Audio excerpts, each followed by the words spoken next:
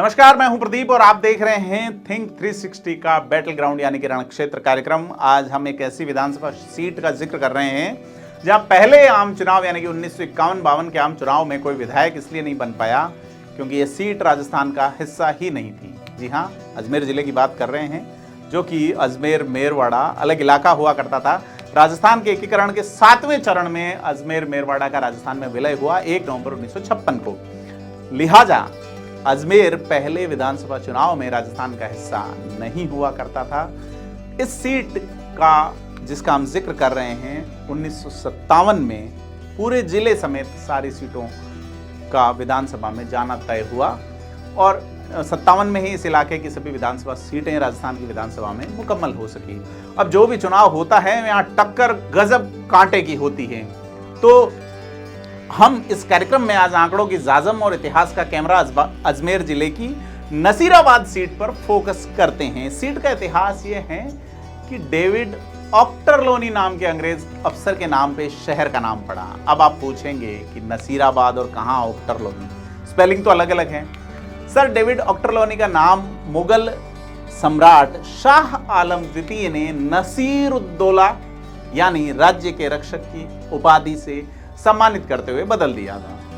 तो नसीरुद्दौला के नाम पर ही यह नाम नसीराबाद पुकारा जाता है। इसके बाद अलावा ब्यावर के बाद राजपुताना में दूसरा स्टेशन है। जब 1860 के दशक में प्लेग की महामारी आई थी तो यहाँ मिशनरीज का कार्य शुरू हुआ था। खैर, हम बातें चुनाव की करनी आए हैं, लिहाजा इस सीट की जिक्र करते हैं। इस सीट से फिलहाल बीजेपी के रामस्वरूप लांबा विधायक हैं और सीट में जीत जातीय आंकड़ों पर स्थापित होती है। आंकड़ों की चर्चा करेंगे। जिन जातीय आंकड़ों पर स्थापित होती है उसमें गुर्जर और रावत मतदाताओं की बहुतायत है। जाट समाज के लोग भी यहाँ अच्छी संख्या में हैं, SC ST भी हैं। तभी तो गोविंद सिंह गुर्जर मतदाताओं का मैं आपको जिक्र कर चुका, काफी संख्या में। तभी तो गोविंद सिंह गुर्जर यहाँ 6 बार लगातार विधायक चुने जाते रहे। ये वही गोविंद सिंह गुर्जर है जो बाद में केंद्र शासित प्रदेश पांडिचेरी के उपराज्यपाल बनाए गए थे और उसी पद पर रहते हुए उनका निधन हो गया था। 2013 में उनके भाई यहां से विधायक बने थे। तो अजमेर मेरवाड़ा का इलाका अजमेर जिले का हिस्सा है, परंतु यह पाली जिले की जेतारण सीट को भी छूता है। इसके अलावा अजमेर उत्तर, अजमेर दक्षिण, पुष्कर, किशनगढ़, केकड़ी, मसूदा और ब्यावर समेत 8 विधानसभाओं से इसकी सीमा छूटती है। फिलहाल यहाँ 2,29,290 मतदाता पंजीकृत हैं और बूथों की संख्या 226 है। एक बूथ पर औसतन 1015 वोट मतदाता पंजीकृत हैं। 14,470 वोटर पिछले 5 साल में यहाँ नए बढ़े हैं। ये चुनावी आचार संहिता लगने तक बढ़ते रहेंगे। फिलहाल बीजेपी के भागीरथ चौधरी यहाँ से लोकसभा के सांसद हैं और रामस्वरूप लांबा विधानसभा में MLA हैं। अगर अब बात करें 2018 के विधानसभा चुनाव की तो परिणाम बड़ा अप्रत्याशित रहा। यहाँ गुर्जर बहुल वोट एक तरफा पड़े, परंतु बीजेपी का यूथ कार्ड काम आया। यहाँ कांग्रेस ने 72 साल के रामनारायण गुर्जर, जो कि कद्दावर नेता गोविंद सिंह गुर्जर के भाई थे, उनको टिकट दिया था। उन पर बीजेपी के 33 वर्षीय रामस्वरूप लांबा भारी पड़े। 18 के चुनाव में 13 प्रत्याशी खड़े हुए थे, लेकिन सीधा मुकाबला बीजेपी कांग्रेस में ही रहा। रामनारायण 2013 में कांग्रेस के टिकट पर उपचुनाव में विधायक बने थे। ये उपचुनाव इसलिए हुआ था क्योंकि 13 में यहां से कद्दावर नेता समरलाल जाट विधायक बने थे। उन्होंने कांग्रेस के महेंद्र सिंह को 28,900 वोटों से सीधी टक्कर में हराया था। हालांकि समरलाल जाट को लोकसभा सदस्य बनाए जाने के बाद सितंबर 2014 में उपचुनाव हुए और कांग्रेस ने बाजी पलटते हुए कड़ी टक्कर में बीजेपी की प्रत्याशी श्रीमती सरिता देवी गैना को हरा दिया। जागो पार्टी के इद्रिश पठान और अखिल भारतीय आमजन पार्टी की विजय सिंह रावत 792 वोट ले गए, यानी कि मार्जिन वोट से ज्यादा। परंतु बीजेपी को बड़ा दुख नोटा ने दिया। लोगों ने 1661 वोट नोटा को पटक दिए और बीजेपी मात्र 386 वोट से यहाँ पीछे रही। जबकि प्रदेश में 163 विधायकों के समर्थन वाली सरकार थी। बीजेपी की संख्या सीट पर उपचुनाव हारने से 162 रह गई। 2008 में महेंद्र सिंह गुर्जर यहां से विधायक बने थे। यह चुनाव भी बड़ा गजब हुआ था। यहां समरलाल जाट सिर्फ 71 वोटों से हारे थे। उस वक्त नोटा का पंगा तो नहीं था, लेकिन निर्दलीय शक्ति सिंह 6,535, सुवालाल 2343, बहुजन समाज पार्टी के भारतीय बहुजन पार्टी के गोपाल लाल 1490 और विजय सिंह 738 वोट ले गए। भिनाई से लगातार 4 बार विधायक रहे। वसुंधरा राजे की सरकार में कद्दावर मंत्री रहे सांवरलाल जाट का 5वीं बार विधायक बनने का सपना टूट गया जब वो नसीराबाद आए, क्योंकि भिनाई सीट, अजमेर की भिनाई सीट नई परिसीमन में खत्म हो गई थी। अगर हम पुराने इतिहास की बात करें तो 1956 में जब अजमेर का विलय हुआ था तो 57 के सीट पे नसीराबाद नई सीट बनी थी। प्रदेश कांग्रेस के तत्कालीन महासचिव ज्वाला प्रसाद शर्मा को यहां से कांग्रेस ने टिकट दिया। उन्होंने निर्दलीय भागीरथ सिंह को एक बड़े अंतर यानी कि 31% के आसपास फासले से हराया था। 1962 में भी ज्वाला प्रसाद जीते और उन्होंने स्वतंत्र पार्टी के हनुमान प्रसाद को 1336 वोट से शिकस्त दी। यहां भागीरथ सिंह उनके काम आए। 1336 वोट का मार्जिनल अंतर था और भागीरथ सिंह 5143 वोट लेकर उनकी जीत आसान कर गए।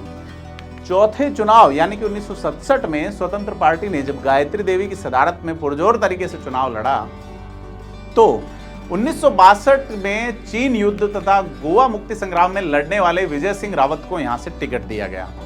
वे इंजीनियर थे और सेना में थे। उन्होंने कांग्रेस के केवी कोल को 11,774 वोटों के बड़े अंतर से हरा दिया। परंतु चुनाव के कुछ समय बाद 8 जुलाई 1968 को जीप हादसे में उनका निधन हो गया और इस सीट पर उपचुनाव हुआ तो कांग्रेस के प्रत्याशी शंकर सिंह रावत को मौका मिला। 72 में फिर मुख्य चुनाव हुए तो शंकर सिंह एक बार फिर चुने गए।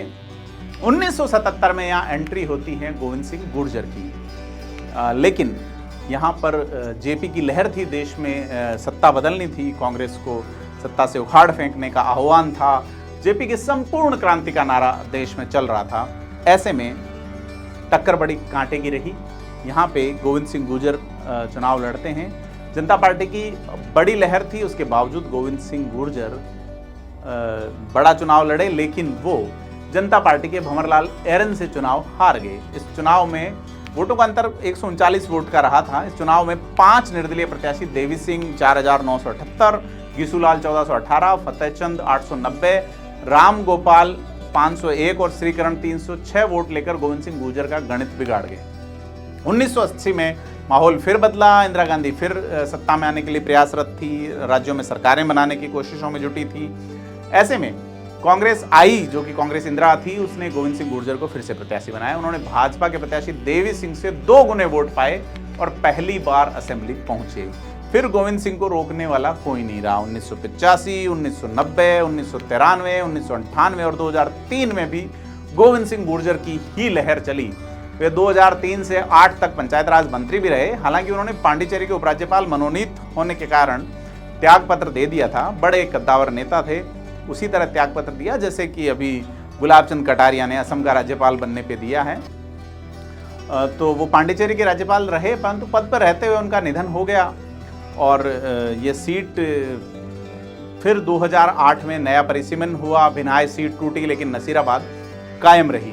यहाँ अक्सर कांटे का मुकाबला होता है। 2003 में गोविंद सिंह गुर्जर अपना आखिरी चुनाव मदन सिंह रावत से सिर्फ 453 वोट से जीते थे। 1998 में वे मदन सिंह रावत से 3175 वोट से ही जीते थे।